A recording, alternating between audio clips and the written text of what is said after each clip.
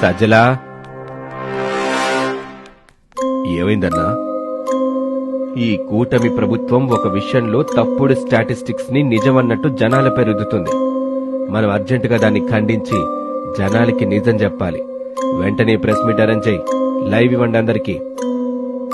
లైవా?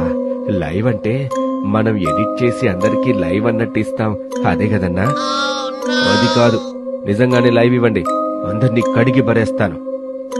మనం ఎడిట్ చేసి రిలీజ్ చేస్తేనే 100 బూతులు ఉంటున్నాయన్నా వీడియోలో. అలాంటిది ఇప్పుడు నిజంగా లైవ్ అంటే దొరికేస్తామన్నా. సజ్జలా, చెప్పింది జై, నాకు టైం లేదు. నేనిప్పుడు ఇంత అత్యవసరంగా ప్రెస్ మీట్ పెట్టడానికి కారణం ఈ కూటమి ప్రభుత్వం చేస్తున్న ఒక అసత్య ప్రచారం. దాన్ని తిప్పికొట్టడానికి ఇప్పుడు ఈ ప్రెస్ మీట్. అసలు వీడు ప్రెస్ ముందుకు రావడమే గొప్ప అనుకుంటే ఏదో నిరూపిస్తాను అని కూడా అంటున్నాడు. ఈ రోజేదో అద్భుతమే జరగబోతుంది. ఈ పేపర్లో న్యూస్ చూసారా? ఇందులో 2023-24 సంవత్సరాంతంతో పోలిస్తే రాష్ట్రంలో పెరిగిన ఎక్స్పోర్ట్స్ దాదాపు $1 బిలియన్ వృద్ధి అని ఉంది. దాంట్లో అసత్యమే ఉంది? ఆ వార్త నిజమే కదా?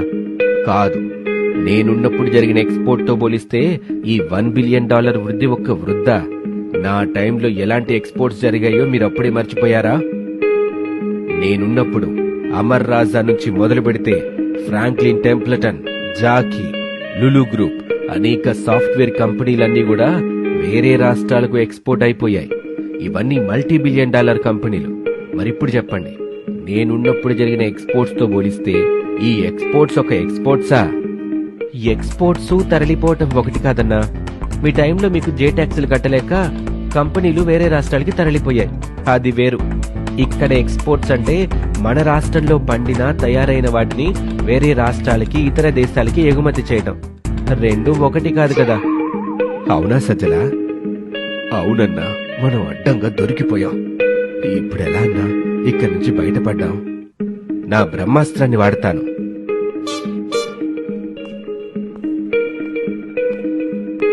ఇప్పుడే కదన్నా పెట్టింది, అప్పుడే టైం అయిపోయింది అంటున్నావు? అన్న టైం ఇప్పుడు కాదురా, 10 నెలల క్రితమే అయిపోయింది. మళ్ళీ వచ్చేలా కూడా కనిపించడం లేదు. ఏంటి సజ్జల, లైవ్ ప్రెస్ మీట్ అంటే ఎంత కష్టమా? తెలివితేటలుంటే కష్టం కాదన్నా, అవి లేకే కదా మనం మీ ఎడిటెడ్ వీడియోస్ ని లైవ్ లా టెలికాస్ట్ చేస్తున్నాం.